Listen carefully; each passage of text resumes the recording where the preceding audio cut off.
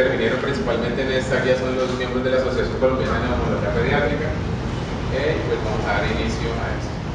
Entonces, ellos tomaron las guías internacionales que habían en ese momento para hacer el planteamiento de la guía.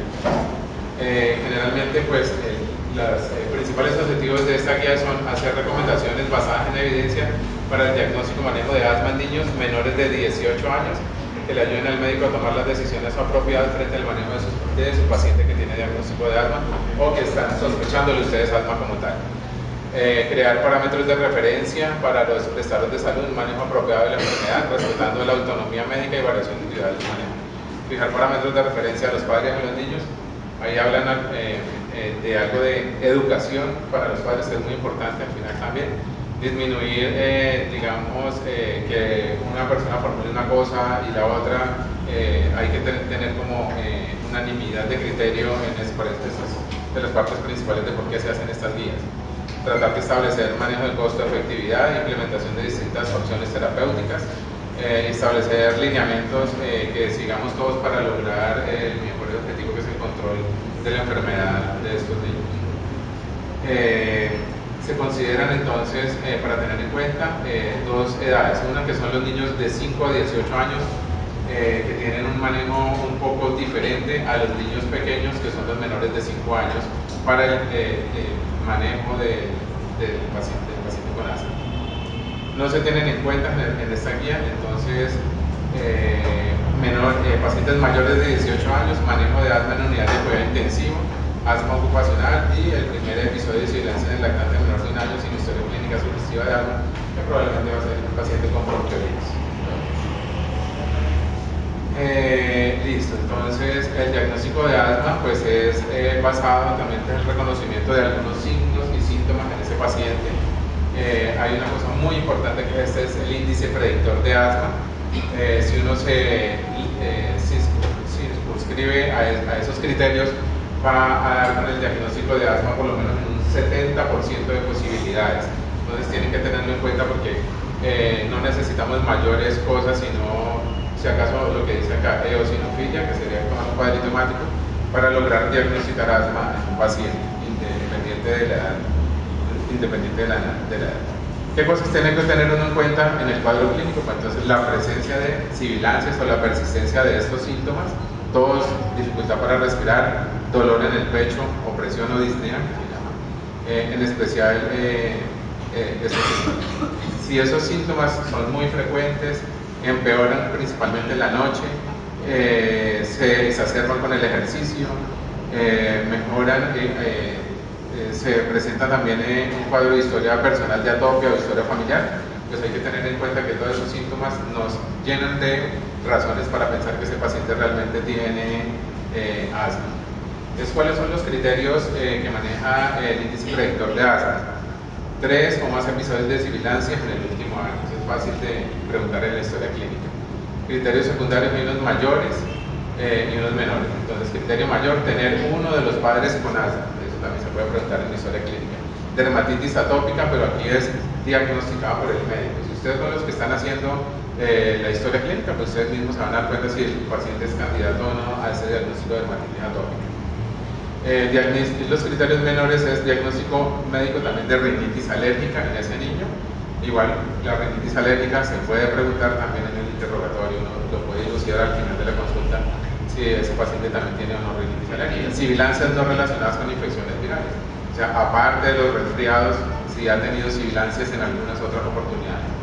Y lo único raro sería cuadro hemático para pedir eosinofilia, donde se considera que una eosinofilia igual o mayor al 4% hace puntuación para diagnóstico de asma con este índice predictor de asma. Los que vayan a presentarse más adelante a alguna especialidad o quieran estudiar pediatría, lo preguntan en los exámenes de admisión, no solamente en acá la subcolombiana, sino en otras partes, ¿listo? Para que lo tengan en cuenta, lo preguntan y es muy importante. Con eso se hace diagnóstico de el 70% de posibilidades del diagnóstico de asma. Lo único raro es que el cuadro hemático para mirar la eosinofilia. Listo. Muy bien. Para el diagnóstico, entonces, es importante a veces utilizar cuestionarios. Esos cuestionarios se hacen generalmente a los padres para tratar de dilucidar esos síntomas. A veces no es tan fácil llenar esos formularios, y a veces no hay tampoco los formularios en los sitios donde uno trabaja, pero es una forma fácil de mirar qué tan sintomático puede ser el paciente. Entonces, sí es muy importante tratar de tener en cuenta esos lineamientos para tratar de dilucidar el asma en los pacientes. Hay algunos pacientes que tienen más alta probabilidad de tener asma que otros. Entonces, los que tienen más alta probabilidad de tener asma, en ellos se sugiere generalmente, cuando uno ya está pensando en qué es el diagnóstico, iniciar una prueba terapéutica, evaluar la respuesta al tratamiento y practicar algunos estudios complementarios que nos confirmen lo que ya estamos pensando. Y si hay una baja probabilidad de asma, pues toca tratar de mirar cuáles son todas las otras causas de sibilancias y considerar otros diagnósticos posibles en ese paciente. La prueba terapéutica también está indicada como que si nos fue bien y respondió el paciente, es un punto más para pensar en que ese paciente realmente es asmático, si nos resulta adecuado y nos evoluciona bien el paciente con ese tratamiento. Listo, entonces hay otros pacientes también que tienen una posibilidad como intermedia de asma, o hay algunas cosas que lo hagan dudar. Entonces, en esos niños también que tengan sibilancias leves o intermitentes, en ellos también hay que tratar de dilucidar si ese paciente es asmático, y toca pedir algunos estudios adicionales o algunas otras cosas que nos ayuden a soportar mejor ese diagnóstico. En ellos también se podría hacer inicialmente prueba terapéutica y mirar a ver cómo va el resultado con los broncodilatadores, o en algunos incluso se le puede iniciar si requieren tratamiento controlado, los corticosteroides también, y que ayuden a disminuir y a mejorar la frecuencia y aparición de los síntomas. Hay algunos estudios que se pueden hacer cuando uno tiene ese paciente con todos esos síntomas y sibilancias persistentes, y si ese niño es mayor de 5 años, se puede hacer algunas pruebas de función pulmonar, en las cuales lo principal que vamos a mirar es el volumen expiratorio forzado en el primer segundo. Para medir esto, tenemos que obligatoriamente hacer espirometría. Para el flujo expiratorio pico, que pues, la verdad a veces va como un poquito de desuso, porque el flujo expiratorio pico varía mucho si se toma en la mañana, si se toma al mediodía o en la noche. Pero para el seguimiento del paciente puede ser útil si uno le enseña a utilizar ese pico flujo. Pero lo principal es medir el volumen respiratorio forzado en el primer segundo, que es lo que más se altera en el paciente que tiene asma. Sí es muy recomendable hacer prueba de función pulmonar, espirometría, en los niños mayores de 5 años. Para los niños menores se pueden utilizar otras pruebas de función pulmonar, como son la oscilometría pulmonar, pero no son muchos los sitios en Colombia donde se utiliza, y pues apenas se está empezando a implementar hace algunos años esa medición de resistencia de la vía aérea con la oscilometría pulmonar en pacientes menores de 5 años. La ventaja es que para ese examen no se necesita hacer esfuerzo, sino una respiración a volumen corriente, y se puede tomar la resistencia de la vía aérea. Listo, si los niños tienen probabilidad intermedia, pero sin clínica así muy importante de obstrucción, pues es muy importante hacer los estudios de función pulmonar. Dentro de esos también está la prueba de broncomotricidad con ejercicio, o se puede hacer con metacolina. Realmente lo más fisiológico es hacer una prueba de broncomotricidad con ejercicio. Se me hace que es lo mejor, y lo otro incluso a veces podría ser hasta riesgoso, poner un medicamento nebulizado para crear una crisis de asma en el paciente y medir las curvas de espirometría. Es más fisiológico, es más fácil, y es lo que uno ve. Niño que le da tos con el ejercicio, por eso se puede modificar en un laboratorio, hace uno la espirometría, lo pone uno a correr en banda sin fin, o en bicicleta, o en carrera libre, y se puede mirar cómo está la función pulmonar antes y después del ejercicio. Listo. O los otros también en esos niños lo mismo, iniciar tratamiento, y si tiene una respuesta adecuada al tratamiento, pues considerar que va a favor del diagnóstico de asma también. Cuando no se llenan los criterios completos, sigue persistiendo la duda, pues la recomendación principal es remitir ese paciente al especialista. Pero por lo menos ya se intentaron hacer las otras cosas, y si se remite al especialista, en la medida de lo posible, pues mandarlo por lo menos, ya nos dimos cuenta, con el cuadrito hemático para mirar la eosinofilia, y si es posible y es mayor de 5 años, la espirometría. Como todo, ustedes han escuchado muchas charlas en muchas partes donde dicen que todo lo que silba no necesariamente es asma, entonces nos toca hacer diagnóstico diferencial también de qué cosas no son asma. Entonces, si hay síntomas presentes desde el nacimiento en el periodo neonatal de sibilancia o problemas respiratorios, pues hay que pensar en fibrosis quística, displasia broncopulmonar, y pues toca ampliar la historia clínica del nacimiento de esos niños. Historia de algún familiar, pues hay que pensar también en enfermedad neuromuscular, fibrosis quística, enfermedades del tracto respiratorio y superior de característica grave, pues pensar en inmunodeficiencias. Tos húmeda persistente, hay que pensar en fibrosis quística, bronquiectasias o inmunodeficiencias también. Pacientes con vómito frecuente y problemas respiratorios, pues tratar de descartar reflujo gastroesofágico también o algún grado de aspiración en esos pacientes, trastornos de la deglución también. Disfagia, estridor, voz con el llanto, signos torácicos focales, todo eso nos hace pensar y nos obliga a pensar en otras cosas como problemas de la deglución que ya hablamos hace un momento, trastornos laringeos, fibrosis quística, enfermedad por reflujo, entre otros. Les toca ir mirando qué otras cosas pueden causarnos síntomas parecidos y recuerden que todo lo que sirva no necesariamente es asma. Algunas anormalidades radiológicas, entonces alteraciones pulmonares congénitas, cuerpo extraño que puede también presentarse, obstrucción que compromete vías aéreas mayores, laringotraqueomalacia, anillos vasculares, el cuerpo extraño, obstrucción que compromete las vías inferiores, entonces bronquiolitis obliterante, el mismo cuerpo extraño también, fibrosis quística, la displasia broncopulmonar. Todo eso nos llena de razones, pero entonces toca indagar muy bien en todos los antecedentes de historia clínica de estos pacientes.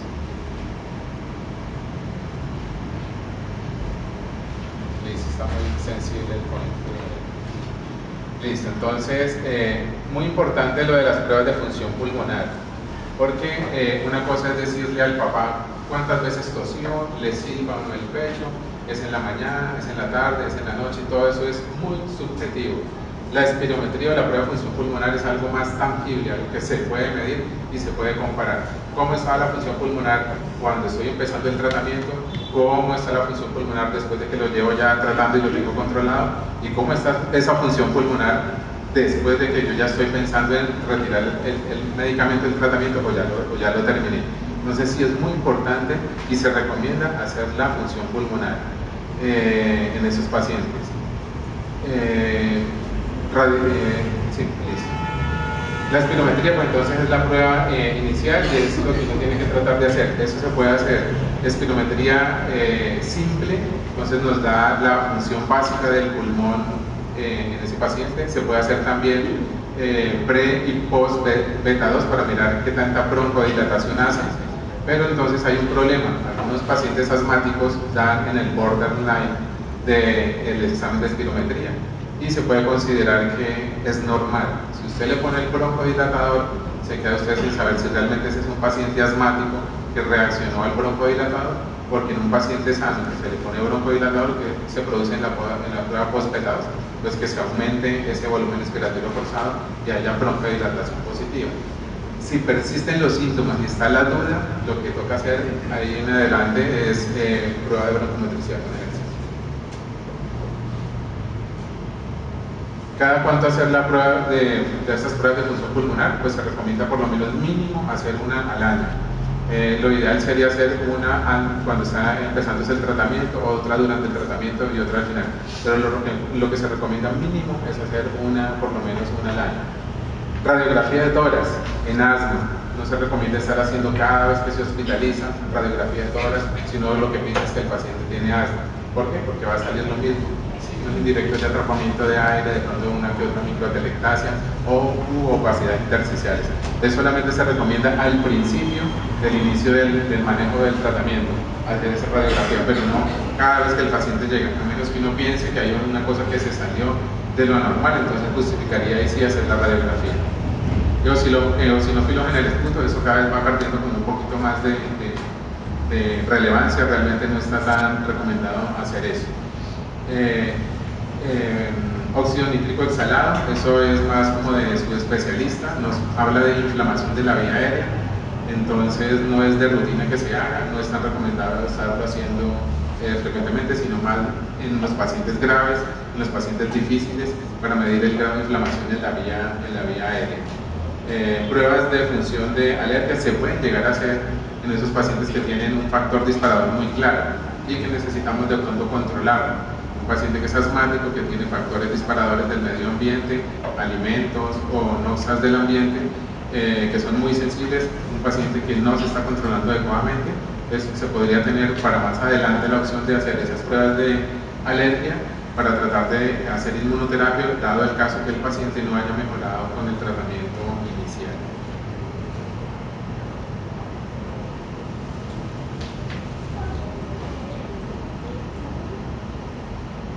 Listo, entonces el tratamiento como prueba instrumento diagnóstico, eso se puede hacer. Si tenemos los síntomas que nos sugieran eso, se puede dar tratamiento. Si no funcionó, entonces como les decía antes, es un punto a favor de que el paciente realmente es asmático, así no tengamos del todo las pruebas de función pulmonar, aunque lo ideal sería poderlas complementar con ellas también. Aquí se muestra como un esquema de más o menos qué es lo que toca hacer. Entonces, valoración clínica, tenemos alta probabilidad porque el índice predictivo de asma nos dio positivo. Entonces iniciamos tratamiento, si podemos hacer las pruebas de función pulmonar, perfecto. Si nos dio resultado, entonces continuamos el tratamiento. Es muy importante esto, la dosis mínima efectiva. Las guías de asma generalmente dicen empiecen con una dosis baja, si no le funciona pasa a una dosis intermedia, no funcionó eso, pasa a una dosis alta. La recomendación es siempre dejar la dosis mínima necesaria con la cual el paciente esté controlado. Si usted en algún momento vio que controló el paciente, pues empieza a escalonar, que se baja, lo vamos a ver más adelante, entre el 25 y 50% de las dosis cada mes, o en el peor de los casos cada 3 meses, pero deje la dosis mínima necesaria con la cual el paciente esté controlado, y si logró destetar completamente el medicamento, pues eso sería lo ideal para más adelante en ese paciente. No mejoró con ese intento de respuesta, pues hay que valorar las otras cosas que le hagan a uno pensar que y los otros diagnósticos diferenciales. Probabilidad intermedia, entonces, o pobre respuesta al tratamiento, en lo posible tratar de hacer entonces pruebas de función pulmonar y lo de las alergias para mirar a ver qué es lo que está haciendo. Muy importante cuando uno le está dando el tratamiento al paciente, antes de pensar que no está funcionando, hay que pensar si el paciente realmente nos entendió cómo es que se le tienen que hacer los medicamentos, las dosis que el paciente le está administrando, o si realmente no se está haciendo las cosas como se le indicaron. Y si todo se está haciendo, hay que pensar en diagnósticos diferenciales. Entonces, lo otro es también en pobre posibilidad, pues considerar remitir al especialista para que sigan haciendo las indagaciones respectivas, los exámenes respectivos, y tratar de dilucidar si es asma realmente o si es uno de los diagnósticos diferenciales de asma, que son múltiples.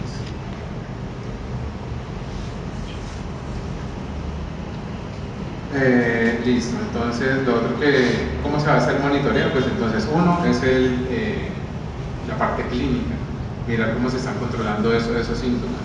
Si se están controlando adecuadamente, pues uno clínicamente podría decir que se está llevando a cabo con éxito el manejo de esa enfermedad. Supervisar también la calidad de vida de esos pacientes. Entonces, el paciente no va mejorando. Entonces, ¿será que ya cambió los hábitos del ambiente que se le recomendaron? El humo, el polvo, el cigarrillo, todas las maletas, cosas viejas que se guardan en la casa. El vecino dejó de fumar, dejaron de quemar humo, basuras los vecinos, el humo de leña de los vecinos, los asados que le hace el vecino. ¿Sí? Todas esas cosas toca mirar en la parte de calidad de vida de ellos también. Y estar pendiente de que tanto realmente van controlando esas exacerbaciones y los medicamentos que se le están administrando continuamente. Vamos en la dosis adecuada, ya se controló, tenemos que subir, tenemos que bajar. Todas son las cosas que tenemos que controlar, ¿no? Y la función pulmonar, que es muy importante también. Listo.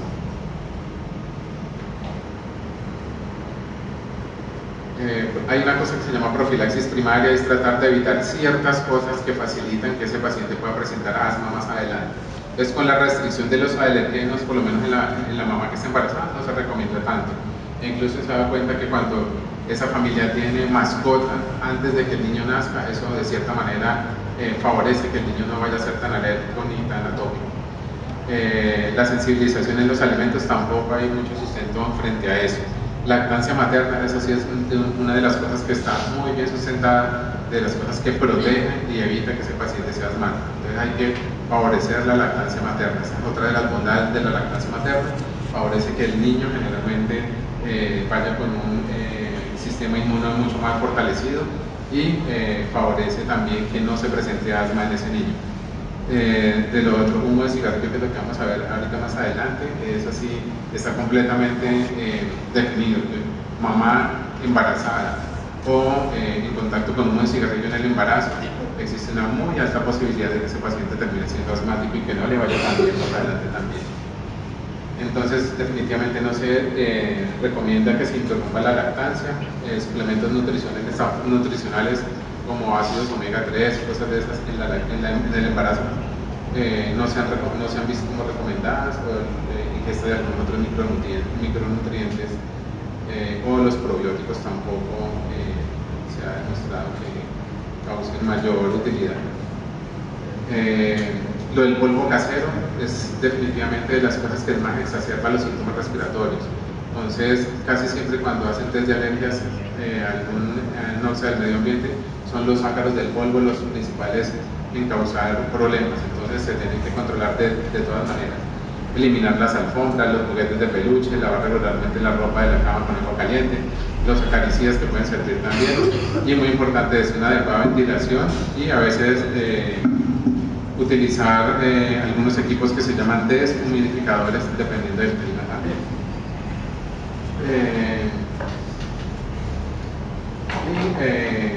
Muy importante también indagar con el contacto de todos otros alergénicos en el medio ambiente que puedan causar que se exacerben todos estos síntomas. Y todo esto pues toca en cada consulta que el paciente pues reciba la educación adecuada frente a esto. Un paciente que es bien educado en asma probablemente le van a evitar muchas crisis y exacerbaciones para control por urgencias. Cigarrillo, ya le habíamos dicho, es de las principales cosas que toca controlar.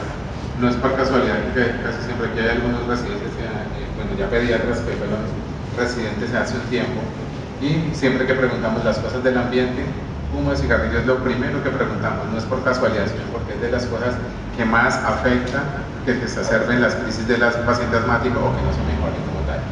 Y contaminación del medio ambiente, entonces hay que mirar si hay contaminación por humo de leña, si hay estufas a gas, hay carpintería cerca de la casa, todas esas cosas exacerban y empeoran el paciente. Entonces, esto nos habla también de no solamente prevención primaria, sino prevención secundaria. La primaria es ya como las cosas en la mujer embarazada, y la secundaria de profilaxis secundaria es ya cuando el paciente está, todo lo que nos toca tener pendiente para que él no se vaya a exacerbar en esas crisis. Inmunoterapia subcutánea, cuando se llega a la necesidad de tener que ponerla, es porque ese paciente ya ha sido tratado con medicamentos, se ha hecho el escalonamiento adecuado y no ha mejorado. Entonces, en ese paciente que no ya lleva por lo menos 3 o 6 meses de estarlo tratando y no ve que el paciente está cumpliendo con los medicamentos, está cumpliendo con los controles del medio ambiente y no va mejorando, en ese paciente uno tiene que empezar a pensar si hay algunas cosas como los alergenos que le están causando problemas, y si tiene una inmunoglobulina E alta y ese paciente no mejora, ese paciente probablemente es candidato a inmunoterapia y se puede llegar a utilizar, dentro de la cual la que más se ha visto que es útil es la subcutánea. Con la sublingual o con las otras realmente no se ha visto mayor utilidad.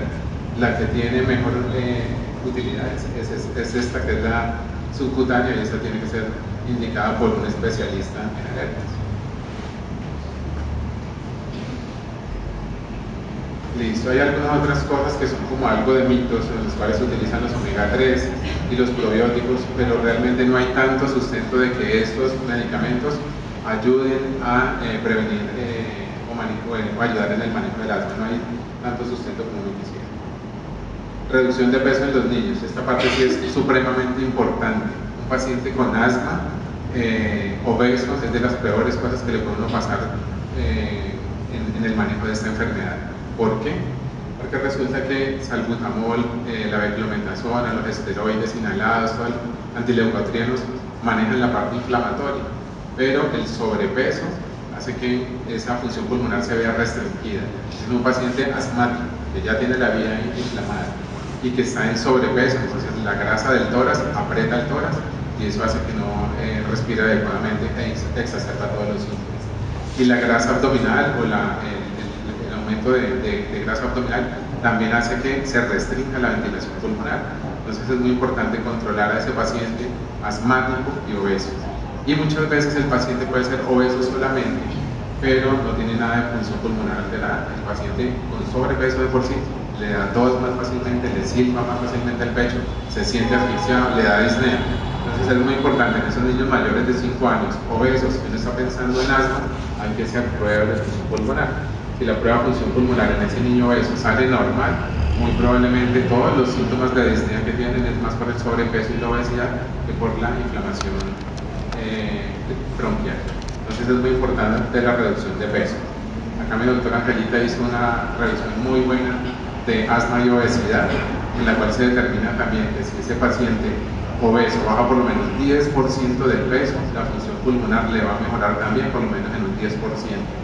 Entonces la disminución de peso está completamente relacionada con la mejoría en la función pulmonar. Y además el paciente obeso de por sí tiene más factores de inflamación que facilitan que si es asmático se empeore esas crisis. Bueno, vacunación definitivamente se tiene que hacer, pero entonces la vacunación es la vacunación normal de todos los niños. No es que el niño asmático necesite unas vacunas especiales, no, necesitas que lleve al día su plan de vacunación. Entonces es otra de las cosas que toca revisar, que ese plan de vacunación vaya adecuado. Y lo otro es lo de la influenza, que eso sí tiene que estarla haciendo todos los meses, principalmente los niños menores de 5 años. Y hay unas guías que indican que hasta los 10 años y para los adultos mayores. Hay otras cosas que se han utilizado, pero realmente no tienen la suficiente evidencia científica de que sirvan. Homeopatía no se ha demostrado, la acupuntura, hierbas medicinales. Yoga se ha visto que sirve, pero es más como para el control de la ansiedad en el paciente asmático. No es que el yoga haga que se disminuya la broncoconstricción de la vía aérea, ayuda más como a calmar la ansiedad en el niño asmático y a mejorar un poco esa parte de la respiración. Y otras como hipnosis y terapias de relajación realmente no se ve que funcionan.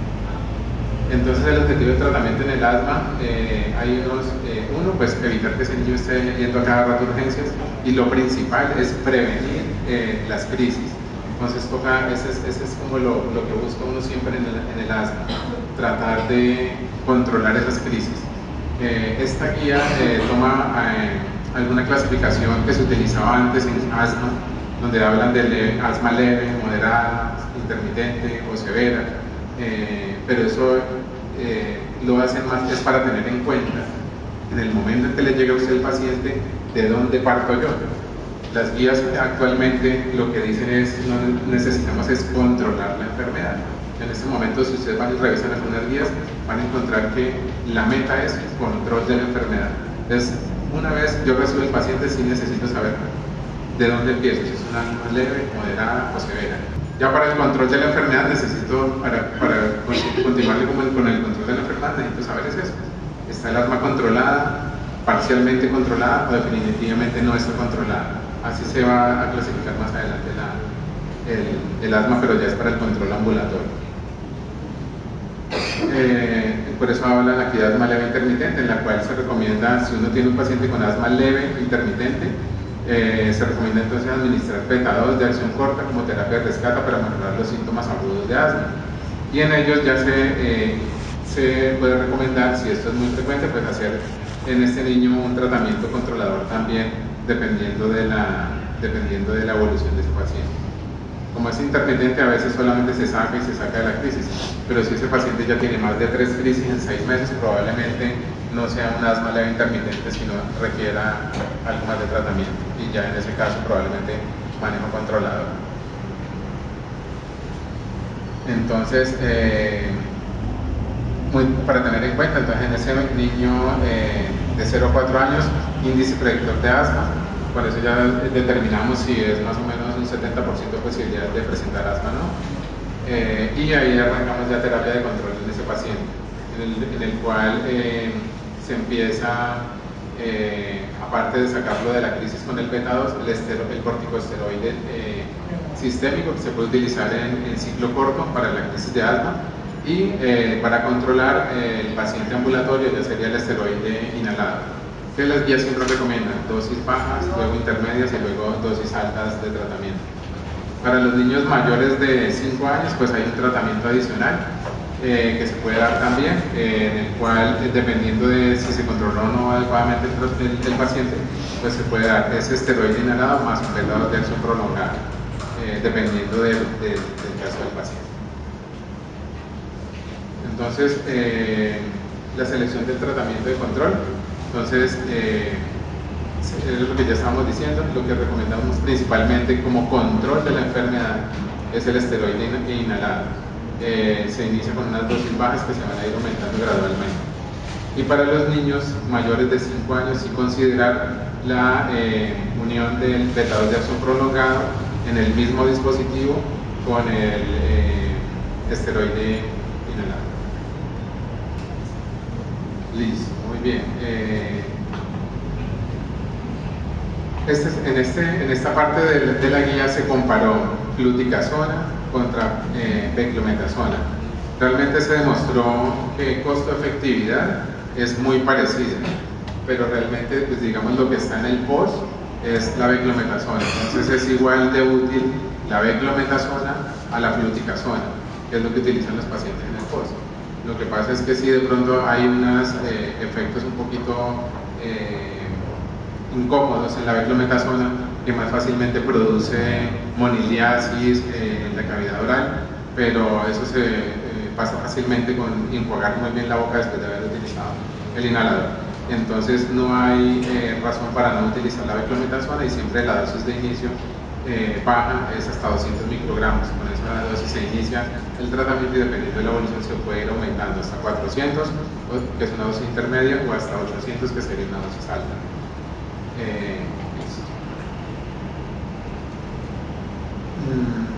Listo. Hay algunas otras cosas de las cuales toca estar pendiente. Entonces hay algunos estudios donde decían que los esteroides a largo plazo podían afectar la talla. Eso se vieron, pero en los pacientes que por tiempo muy largo necesitaban dosis mayores a 800 microgramos de beclometasona al día. En ellos se recomienda estar haciendo control por lo menos 1 o 2 veces al año del peso y de la talla, pero realmente lo que se demostró es que una vez se suspende el esteroide inhalado, la talla final es igual a la que se tenía predicha en ese paciente por las medidas antropométricas de sus padres. O sea, realmente no es cierto que los esteroides inhalados afecten la talla final en el paciente, y esa es una de las causas por las cuales uno no las utiliza. Eso es falso. Los inhaladores, los esteroides inhalados no producen alteración final en la talla. Antileucotrienos los ponen también como tratamiento opcional en el paciente con asma leve intermitente. Aquí se pone como de segunda línea, en algunas guías lo ponen ya como de primera línea cuando uno necesita manejo controlado, y eso depende del paciente.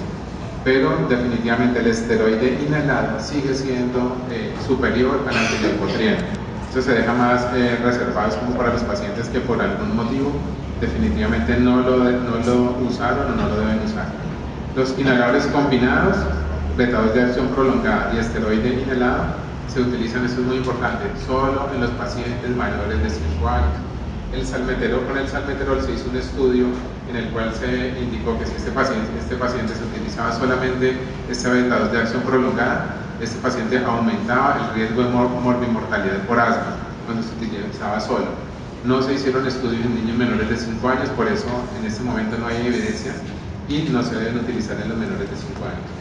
Entonces, unas presentaciones comerciales famosas, pues el Ceretide, Cerecor, y estos que tienen la combinación del beta-2 de acción prolongada más el esteroide, deben ser utilizados en niños mayores de 5 años, no en los menores, porque el día que llegue a suceder algo le van a decir: no está aprobado por el registro en VIMA para menores de 5 años, le pasó alguna cosa al paciente, fue la culpa del inhalador, y estaban avisados y advertidos. Entonces, esto se deja para niños mayores de 5 años, por favor. Todavía no hay estudios que soporten su uso en los menores de 5 años. Listo, los métodos de acción prolongada, listo, ahí está esto. Para los mayores de 5 años, entonces, también se recomienda, bueno, y para los menores también, ir aumentando las dosis, se van aumentando gradualmente. A veces toca utilizar una terapia combinada. Si es para el menor de 5 años, lo único que se puede utilizar es el esteroide inhalado y el antileucotrieno.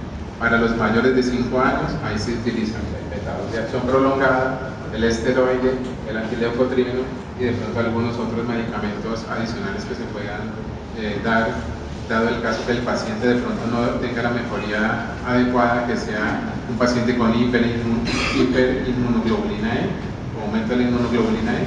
En el escalón final se puede utilizar omalizumab o cada vez se utiliza menos esteroide sistémico prolongado en esos pacientes con difíciles de controlar.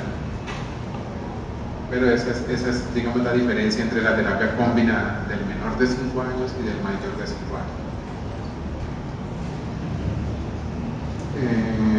Listo, muy bien. En esos pacientes, pues entonces siempre toca hacer la prueba también de hacer prueba de tratamiento, y si mejora ese paciente, pues uno considera de que el paciente ha mejorado. Si en esa dosis, digamos, donde uno está intentando mirar a ver cómo le va al paciente, si no hay mejoría, definitivamente pues debe referirse a esa neumología pediátrica. Los corticosteroides orales se utilizan en el último escalón del tratamiento del asma, pero siempre se ha dejado es para esos pacientes muy difíciles de controlar. Cada vez más se utilizan menos estos esteroides orales de uso continuo, no el de rescate, sino de uso continuo. Y cada vez se utiliza un poquito más es el omalizumab, es para ese paciente con inmunoglobulina elevada que no se ha controlado adecuadamente. Y eso es solamente de manejo del especialista en neumología pediátrica. ¿Qué hacemos de terapia escalonada? Entonces, listo, ya el paciente nos mejoró. Lo mínimo que uno utiliza los esteroides inhalados son 3 meses. Después de esos 3 meses, si el paciente se estabilizó en síntomas altos, en síntomas bajos, uno puede empezar el escalonamiento de esas dosis, en las cuales uno utiliza reducción de la dosis, puede ser en cada visita 25 a 50% de la dosis que se utilizó en esos 3 meses anteriores. Y uno va evaluando, si con eso vamos bien, se van controlando los síntomas, perfecto. Así que uno de pronto deja una de dos, lo que decíamos antes, la dosis mínima necesaria con la cual el paciente está controlado, o de pronto ya sin medicamento. ¿Qué hacemos si de pronto ese paciente que le íbamos destetando de esos inhaladores hizo una crisis? Porque se fue de fin de semana de paseo, hizo un asado, inhaló todo el humo, terminó en urgencias el domingo por la noche. Entonces ese paciente se trata esa crisis igual como se trata una crisis normal, con el beta-2, el esteroide inhalado, y se deja por una semana el tratamiento completo. Pasada esa semana se logró estabilizar, salió de la crisis, volvemos al último esquema con el cual íbamos en el destete del medicamento. Eso es lo que tenemos que hacer, no volver a empezar otra vez 3 meses de todos los días el medicamento, y después del tercer mes volver a intentar ahí sí disminuir. Ya identificamos claramente que el fin de semana fue una anorexia del ambiente la que causó la crisis en ese paciente que venía controlado, tratamos la crisis, volvemos al último esquema con el cual el paciente iba controlado.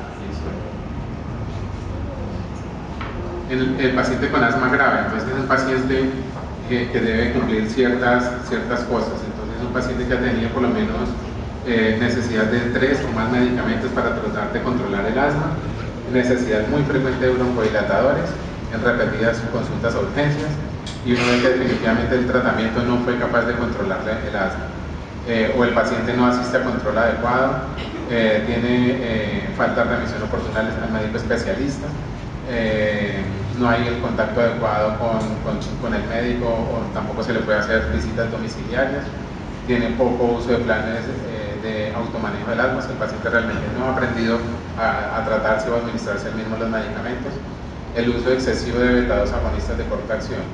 Entonces, ese paciente que siempre le pasa salbutamol, salbutamol, salbutamol y que dice que eso es lo único que le sirve, ese paciente probablemente sea un paciente con asma grave que deba ser remitido al especialista, porque el uso excesivo de beta-2 de acción corta, eso nos quiere indicar que ese paciente no está controlado adecuadamente o no está recibiendo los medicamentos adecuados o no está haciendo los medicamentos como se debe. Ese es un paciente que probablemente tiene riesgo elevado de ingresar a urgencias y si no se cuida o si no sale de esa crisis fácilmente, 30% de ingreso a la UCI también por asma. ¿Qué cosas nos toca estar monitorizando en esos pacientes que creemos que tienen pues, una asma grave que nos llevó a urgencias? Pues la saturación, flujo pico en el momento de la crisis pues es difícil de medirlo, pero tener en cuenta eso, si el tórax es silencioso, o sea, no tiene ni una sibilancia, pero el paciente está con dificultad para respirar, es un signo premonitorio de que probablemente ese paciente le va a ir muy mal y termine, probablemente está en la UCI, o que pueda ser paro respiratorio. Entonces, ¿qué vamos a evaluar en ese niño? El niño no es capaz de hablar, habla y se asfixia, habla y le da tos, le pregunto no algo y no es capaz de dar ni siquiera una palabra. Está saturando por debajo de 90 y en nuestro promedio 92. ¿Sí? Ese paciente probablemente requiere un tratamiento diferente y manejo en la unidad de cuidado intensivo. Y dependiendo de la edad, pues tiene una frecuencia respiratoria aumentada. Entonces, mayor a 40 en los niños de 2 a 5 años o mayor de 30 en los mayores de 5 años.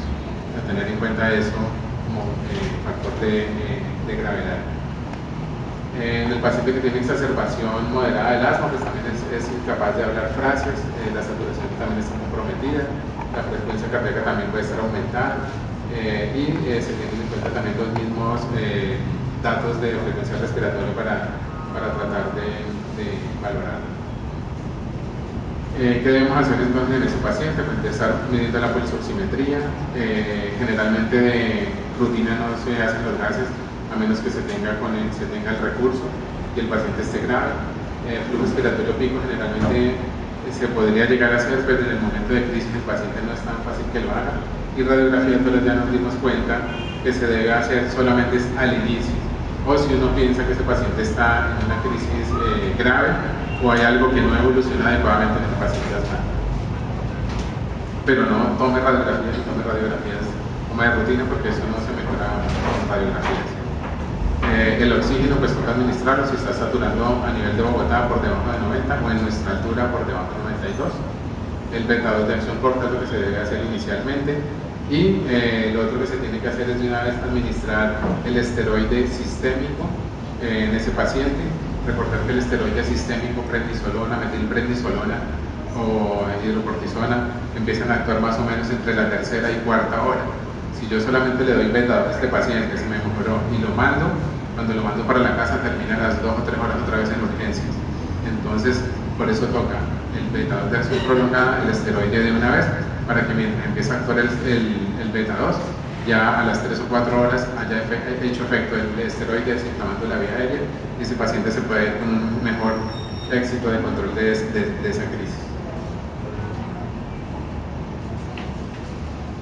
Bromuro hipertrofio está indicado realmente es en el paciente con asma que está en crisis. En ese paciente sí se podrían intercalar el bromuro hipertrofio y el salbutamol. Hay algunos estudios en los cuales utilizan el bromuro hipertrofio en el mismo nebulizador con el salbutamol y hay otras en las cuales se intercalan una micro de bromuro hipertrofio, una micro con el salbutamol. Ayuda a potenciar el efecto broncodilatador. Deben tener muy en cuenta lo que he visto que utilizan a veces el beta-2 de acción prolongada como el que viene con el bromuro hipertrofio, el perodual, correcto. Entonces el perodual es un beta-2 de acción prolongada que ahorita dijimos que se debe utilizar en los mayores de 5 años.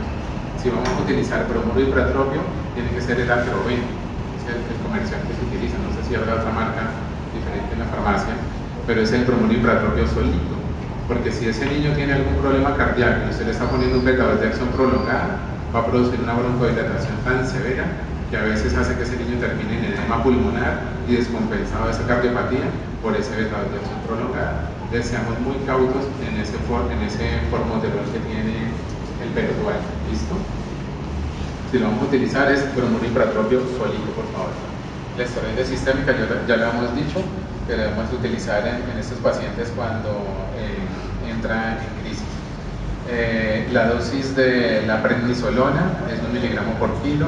La dosis de la metilprednisolona puede ser 1 o 2 miligramos por kilo. ¿De qué depende de que utilicemos venoso? De si el paciente está tolerando la vía oral, porque el resto es la misma biodisponibilidad. Da lo mismo dar prednisolona oral que aplicar algo por la vena. Igual va a empezar a actuar a las 4 horas. ¿Listo? Entonces, si el paciente tolera vía oral, perfectamente uno puede tratar una crisis con la prednisolona. Lo único es que por lo que es tan desagradable el paciente lo vomite, pues listo, listo, el paciente está vomitando el medicamento, entonces busquemos la otra opción.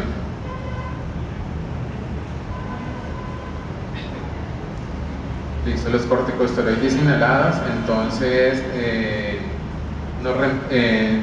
no reemplazan el medicamento sistémico en el paciente que está con crisis, pero igual sí se debe empezar a administrar. ¿Por qué? Porque si usted ya determinó que ese paciente es asmático, con eso es lo que se va a ir de tratamiento para la casa. Y usted está perdiendo, digamos, la oportunidad en urgencias de enseñarle al paciente a utilizar adecuadamente el inhalador, que es lo que va a utilizar para la casa. Por eso, en lo posible, también debemos tratar de utilizar, es más, los esteroides inhalados o el beta-2 de acción corta inhalado al nebulizado. ¿Para qué? Para aprovechar que en ese momento de urgencias que está usted en contacto como médico general, como médico interno, como médico pediatra, corregir la técnica adecuada de inhalación en el paciente, porque eso es lo que garantiza el éxito en la casa, de que el paciente entienda bien que lo que se va a administrar es lo adecuado y cómo se lo va a administrar. Antileucotrienos, entonces, no se recomiendan de manejo rutinario en el paciente con crisis, es más para el manejo controlador ambulatorio. Por ahí alguna vez salieron algunos estudios que lo utilizaban en el paciente con infección viral respiratoria que sibilaba, pero realmente no hay sustento científico de que eso sea que se debe utilizar. Es para el manejo del paciente con asma, manejo controlador y manejo ambulatorio, no en el momento de la crisis. ¿Listo? Hay otras cosas como salbutamol intravenoso, que eso es más para el manejo del paciente en unidad de cuidados intensivos. Sulfato de magnesio es solo para el paciente con diagnóstico con asma. Muchas veces lo utilizan en el paciente con bronquiolitis. No hay indicación del sulfato de magnesio en el paciente con bronquiolitis. ¿Sí? Si no tiene el diagnóstico de asma y usted no está seguro de ese diagnóstico, por favor no lo utilice. Eso puede producir apnea, puede producir paro respiratorio y después puede tener problemas. Y después, cuando los llamen allá, le van a decir cuál es la utilidad del sulfato de magnesio en la bronquiolitis. Se van a meter en problemas. Es solo si el paciente tiene el diagnóstico de asma, y eso se utiliza sulfato de magnesio en el paciente grave, en el paciente crítico, en el paciente que usted dice probablemente va para la UCI si yo no le doy ese medicamento. No de rutina en el paciente con todas las crisis de asma que lleguen a urgencias. Aminofilina realmente no se utiliza, se utiliza a veces en unidades de cuidados intensivos, pero cada vez mucho menos. Hay otras terapias como el Helios, que realmente no tienen utilidad. El Helios se utiliza más en el paciente con bronquiolitis.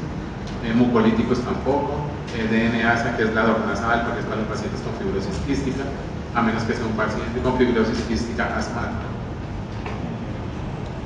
Que tiene que tener en cuenta para dar de alta, entonces que el paciente pues, tenga una adecuada saturación, que lo pueda uno haber manejado ya se esté manejando sin oxígeno, que el paciente tenga una técnica inhalatoria adecuada. Pero si yo lo tuve con micros toda la hospitalización de urgencias, pues no sabemos si la técnica le va a ser la adecuada o no. Que tenga medicamento de control, el plan escrito muy claro y que la mamá o la familia lo entienda, que pueda consultar fácilmente posteriormente al pediatra o al médico general en caso de que suceda algo que no va evolucionando bien o el padre tenga alguna duda, y que a la mano también se tenga en lo posible pues, el especialista que lo ha estado tratando y para que se haga la clasificación adecuada y el manejo a largo plazo. Para las crisis pues deben tener en cuenta los beta-2, ya lo hemos hablado, siempre en la crisis no vetados de acción prolongada en el paciente menor de 5 años, corticosteroides sistémicos lo pueden empezar de una vez para que empiece a hacer efecto a las 4 horas y tenerlo adecuadamente controlado. Broncolio hipertrofio solamente en las crisis moderadas o severas como coadyuvante al salbutamol o al lutetium corta. Listo.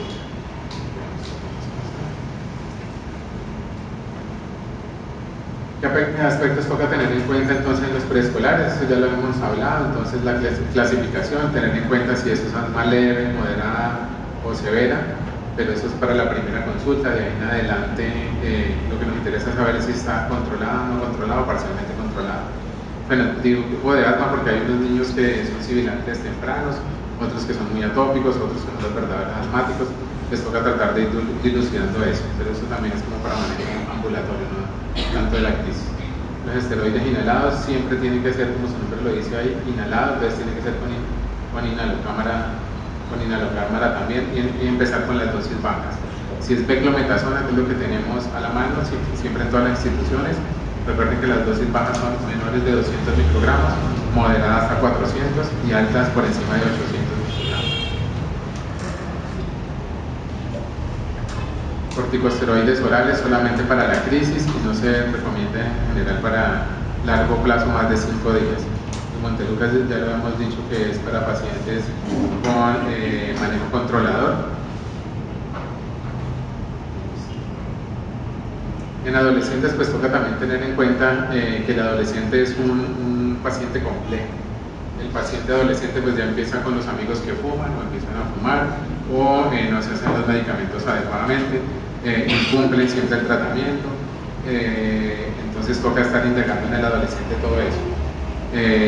Cómo va la evolución clínica, la exposición al humo del cigarrillo, si tienen algunas dudas, algunas preguntas. Yo generalmente ya no les gusta preguntar al pediatra porque pues ya no se sienten niños y no se sienten adultos. Entonces en esa parte también hay problema de tratar de entenderlos a ellos. También pues lo que se busca con ellos es que cumplan el tratamiento que se les indica de la manera adecuada, con los dispositivos adecuados. Entonces para los adolescentes también hay unos dispositivos diferentes. Hay algunos inhaladores de polvo seco que se pueden utilizar en ellos también, que a veces son más prácticos en el manejo del paciente adolescente. Eso es más como para que tengan en cuenta lo de definición de asma de difícil manejo. Entonces es una situación clínica en la cual hay un diagnóstico ya previo de asma y que los síntomas de asma y las exacerbaciones persisten a pesar de tener tratamiento para el asma con dosis altas, ¿sí? Entonces es un paciente de asma de difícil manejo, que pues ustedes pueden hacer el abordaje inicial, pero de verdad deben remitirlos al especialista más adelante. Cuando ese paciente no evoluciona adecuadamente, hay que tener en cuenta algunas otras cosas que lo pueden afectar también. Entonces está que el paciente no esté cumpliendo adecuadamente el tratamiento porque no esté entendiendo eso. Hay algunos pacientes que realmente necesitan apoyo psicológico. Para ello es un trauma que tengan que utilizar los inhaladores, o realmente para hacerles entender que si no controlan adecuadamente ese paciente hay riesgos de hospitalización y hay riesgo de muerte por asma que se siguen presentando desafortunadamente todavía. O a veces hay pacientes que no manejan adecuadamente la respiración. Entonces, si usted no le enseñó a ese paciente a aplicarse bien el inhalador, pues entonces va a hacer unas respiraciones inadecuadas o no va a utilizar la inhalocámara y el paciente no le va a estar ingresando el medicamento adecuadamente donde lo necesita. O no se ha logrado controlar adecuadamente las alergias y hay que hacer estudios adicionales para tratar de controlar eso. Educación en asma, definitivamente es de las cosas que más impactan en el manejo y en el control adecuado del paciente con asma. Hay que educar al paciente. Cada oportunidad, cada vez que se tenga uno enfrente a ese paciente, hay que educarlo en qué se tiene que cuidar, en cómo se deben utilizar los medicamentos, en cada cuánto tiene que estar controlando ese paciente el médico, y que depende de, una vez controlados todos los síntomas y la inflamación, de que se presenten menos crisis si no se expone a todos los factores de contaminación del ambiente. Entonces tienen que tratar de establecer estrategias adecuadas de comunicación, y en algunas partes se emplean los clubes de asma o clínica de asma, donde se hacen sesiones en grupo también, eso se puede llegar a utilizar también. Las consultas de seguimiento pues toca estarlas haciendo mínimo por lo menos cada 2 o cada 3 meses, y si ve que el paciente no va evolucionando adecuadamente, pues toca remitirlo a su especialista. Ya aquí prácticamente casi que estamos terminando. Esto es el escalón de manejo del asma. Esto realmente no ha variado mayor cosa con las últimas guías. Siempre se dice entonces que utiliza uno el beta-2 de acción corta en el paciente en el momento que está con la crisis. Ese es el primer paso, asma leve intermitente. Ese paciente se vuelve ya no intermitente sino persistente, entonces adicionamos esteroide, corticosteroide. El que principalmente utilizamos es la beclometasona. Iniciamos con dosis de 200, no mejoró, podemos subir a 400, no mejoró ese paciente, podemos utilizar los antileucotrienes. Eso está en el paso segundo de la terapia controladora. Ese paciente no va mejorando, entonces aumentamos a dosis intermedias entre 400 a 800 más, y el siguiente paso ahí sí sería más de 800. Utilizamos terapia combinada entonces con el corticosteroide inhalado. Podemos utilizar ahí, si es el niño es mayor de 5 años, el beta-2 de acción prolongada en el mismo dispositivo con el esteroide inhalado, y antileucotrienos también podemos utilizar. Aquí aparece teofilina, pero eso prácticamente va a desaparecer, ya prácticamente ni se consigue. Eso es porque las guías Asma-GINA son internacionales, son mundiales, entonces hay algunos sitios en los cuales solamente se podía conseguir eso, pero esto prácticamente ya tiende a tacharse de ahí en las siguientes guías. Y este es el paso 3, donde utiliza uno también la terapia combinada. Pueden utilizarse entonces el esteroide, el beta-2 de acción prolongada y el antileucotrieno. Ya estaremos utilizando 3 medicamentos. No hay mejoría, pues aumenta uno las dosis, sigue uno con los mismos medicamentos, no hay mejoría. El paso siguiente es utilizar o esteroides orales por largo plazo, o el omalizumab, que es el antiinmunoglobulina E, que sería el último paso del tratamiento. Listo. Eso en general sería como a grandes rasgos la presentación de asma.